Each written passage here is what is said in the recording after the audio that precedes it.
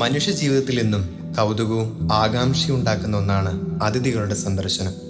മുന്നറിയിപ്പോടുകൂടിയും അല്ലാതെയും നമ്മുടെ സമീപത്തേക്ക് കടന്നു വരുന്ന അതിഥികൾ എപ്പോഴും നമ്മുടെ സന്തോഷ ഹേതുക്കളാണ്. ഇത്തരത്തിൽ മുന്നറിയിപ്പൊന്നും കൂടാതെ നമ്മെ സന്ദർശിക്കുകയും നമ്മുടെയൊക്കെ ദൃഷ്ടിയിൽ പെടുന്നതിന് മുമ്പ് കടന്നു കളയുകയും ചെയ്യുന്ന അതിഥികൾ നമ്മുടെ ഭൂമിക്കും ഉണ്ട്. കൗതുകത്തോടെ ലോകം ഇത്തരം അതിഥികളെ UFO എന്ന് വിളിച്ചു. എന്താണ് UFO? Unidentified flying objects. എളുപ്പത്തിൽ മനസ്സിലാക്കാനും വിവരിക്കാനും സാധിക്കാത്ത അന്തരീക്ഷ വസ്തുക്കളെയാണ് UFO എന്ന് വിളിക്കുന്നത്. 2020 ഏപ്രിൽ 28 UFOയെ സംബന്ധിക്കുന്ന ഔദ്യോഗിക ദൃശ്യങ്ങൾ പുറത്തു വരുന്നത്.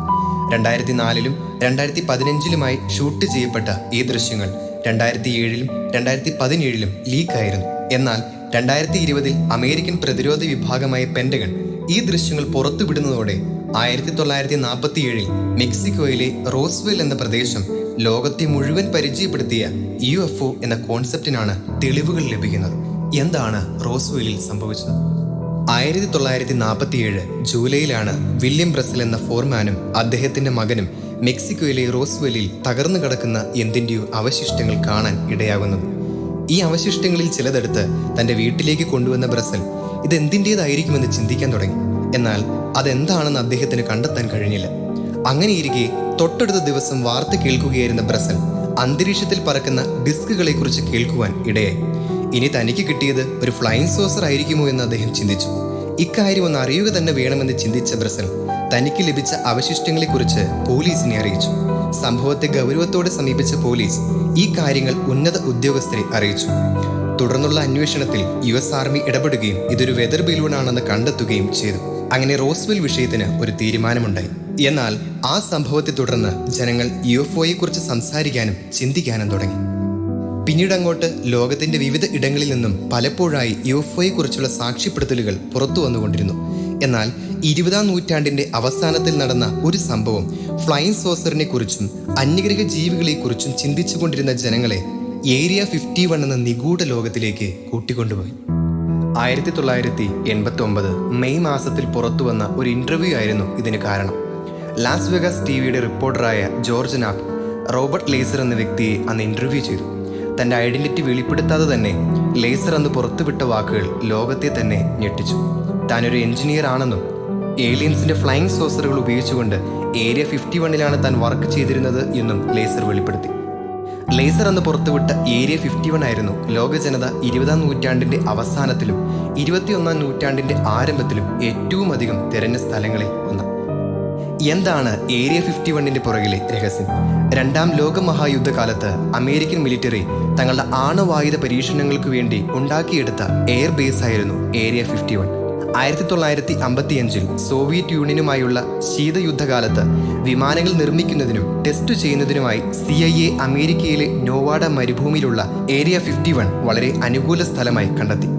8 മാസം കൊണ്ട് തന്നെ എഞ്ചിനീയർമാർ U-2 എന്ന അത്യാധുനിക വിമാനങ്ങൾ ഏരിയ 51 വെച്ച് നിർമ്മിച്ചു. ആ കാലഘട്ടങ്ങളിൽ ഏതൊരു രാജ്യത്തിൻ്റെയും വിമാനങ്ങളെക്കാൾ ഉയരത്തിൽ പറക്കാൻ കഴിവുള്ളവയായിരുന്നു അവിടെ നിർമ്മിക്കപ്പെട്ട U-2 പ്ലെയിൻസ്. സമുദ്രനിരപ്പിൽ നിന്നും ഏകദേശം 70,000 അടി ഉയരത്തിൽ പറക്കാൻ കഴിവുള്ളവയായിരുന്നു അവ.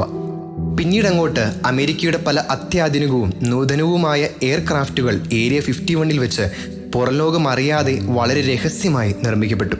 ഈ പ്രദേശത്ത് വളരെ ഉയരത്തിൽ പറന്നിരുന്ന അത്യാധുനിക എയർക്രാഫ്റ്റുകൾ അകലത്തിൽ നിന്ന് കണ്ട ജനങ്ങൾ അതൊരു പക്ഷേ UFO ആയിരിക്കുമെന്ന് വിചാരിച്ചു. അതുകൊണ്ട് തന്നെ ഈ നിഗൂഢ സ്ഥലത്ത് ഏലിയൻസ് സന്ദർശനം നടത്തുന്നുണ്ട് എന്ന അഭ്യൂഹങ്ങൾ പരക്കാൻ തുടങ്ങി. 1947 റോസ്വെൽ പ്രദേശത്ത് തകർന്നു വീണ വസ്തു ഫ്ലൈയിങ് ഡിസ്ക് ആണെന്നും ഈ UFOയും അതിൻ്റെ ഡ്രൈവറായ ഏലിയനും ഏരിയ 51 സൂക്ഷിക്കപ്പെട്ടിട്ടുണ്ട് എന്നും വാർത്തകൾ പരക്കാൻ തുടങ്ങി. അങ്ങനെ നിഗൂഢതകളുടെ കേന്ദ്രമായി ഏരിയ 51 വളർന്നു. 2.5 പതിറ്റാണ്ടുകൾക്ക് ശേഷം 2013 ജൂൺ 25 മാത്രമായിരുന്നു US ഔദ്യോഗിക വൃത്തങ്ങൾ ഈ പ്രദേശത്തിന് ഔദ്യോഗികമായ സ്ഥിരീകരണം നൽകിയത്. ഇവിടേക്ക് എത്താനും അന്യഗ്രഹ ജീവികളെ കാണാനുമായി ഫേസ്ബുക്കിലൂടെ സ്റ്റോം ഏരിയ 51 എന്ന ഇവന്റിന് ജനങ്ങൾ രൂപം നൽകി.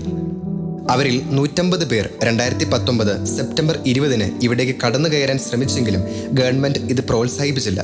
ലോകവ്യാപകമായി പ്രചരിച്ച സ്റ്റോം ഏരിയ 51 എന്ന പ്രോഗ്രാം അതോടെ അവസാനിച്ചു. എന്നാൽ ഇതിനേക്കാളൊക്കെ UFO കോൺസെപ്റ്റിന് ആക്കം കൂട്ടിയ മറ്റൊന്നുകൂടി ഇതേ സമയം ലോകത്തിൻ്റെ മറ്റു ഭാഗങ്ങളിൽ കാണപ്പെടാൻ തുടങ്ങിയിരുന്നു. UFOയെയും ഏരിയ 51നെയും കുറിച്ച് ആലോചിച്ച് അമേരിക്കൻ നാടുകളിലേക്ക് തിരിഞ്ഞിരുന്ന മനുഷ്യദൃഷ്ടിയെ യൂറോപ്പിലേക്കും ഇംഗ്ലണ്ടിലേക്കും തിരിച്ച ക്രോപ്പ് സർക്കിൾസ് ആയിരുന്നു അത്. വളരെ വിശാലമായ സ്ഥലങ്ങളിലോ പാടശേഖരങ്ങളിലോ രൂപപ്പെടുന്ന വൃത്താകാരമായ പാറ്റേണുകളാണ് ക്രോപ്പ് സർക്കിൾസ്.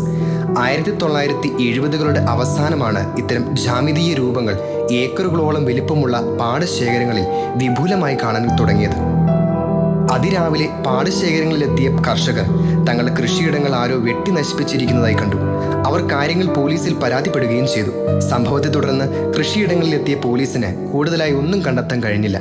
എന്നാൽ പിന്നീട് ഹെലികോപ്റ്റർ ഉപയോഗിച്ചുള്ള അന്വേഷണങ്ങളിലാണ് അത്ഭുതാവഹമായ ജാമിതീയ രൂപങ്ങൾ പല സ്ഥലത്തു നിന്നും പോലീസിന് ദൃശ്യമായത്.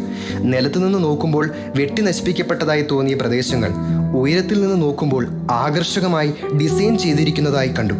മനുഷ്യരാശിക്ക് വളരെയധികം കൗതുകമുണർത്തിയ ഈ പാറ്റേണുകൾ എവിടെ നിന്നാണ് വന്നതെന്ന് പിന്നീട് ലോകം അന്വേഷിക്കാൻ ആരംഭിച്ചു. ഭീമാകാരന്മാരായ ഈ പാറ്റേണുകൾ എവിടെ നിന്ന് വന്നു എന്നതിന് ഇന്നും വ്യക്തമായ തെളിവുകളില്ല.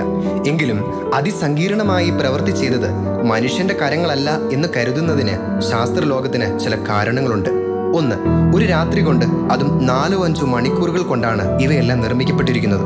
ഒരു സാധാരണ മനുഷ്യന് ഇത്തരത്തിലുള്ള സൃഷ്ടികൾ രൂപപ്പെടുത്തുന്നതിന് ദിവസങ്ങളോ മാസങ്ങളോ വേണ്ടി വന്നേക്കും. 2, ഇവയെല്ലാം തന്നെ 100 കണക്കിനടി വലുപ്പത്തിലാണ് നിർമ്മിക്കപ്പെട്ടിരിക്കുന്നത്.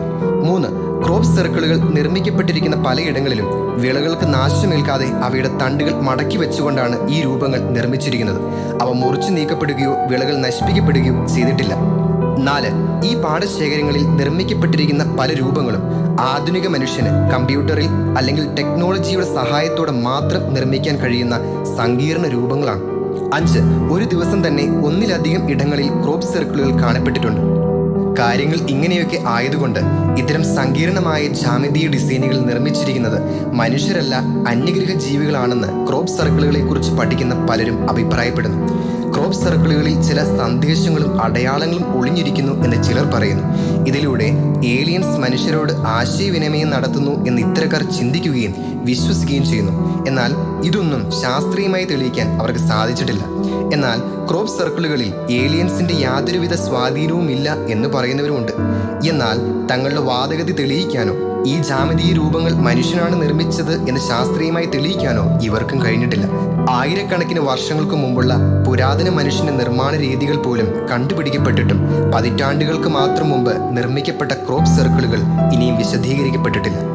ഇത്രയൊക്കെ നാം പറഞ്ഞാലും സത്യത്തിൽ ഈ അന്യഗ്രഹ ജീവികൾ ശരിക്കുമുണ്ടോ എന്ന ചോദ്യം ഇപ്പോഴും ഉത്തരമില്ലാതെ അവശേഷിക്കുന്നു എന്നത് കൗതുകരമാണ്.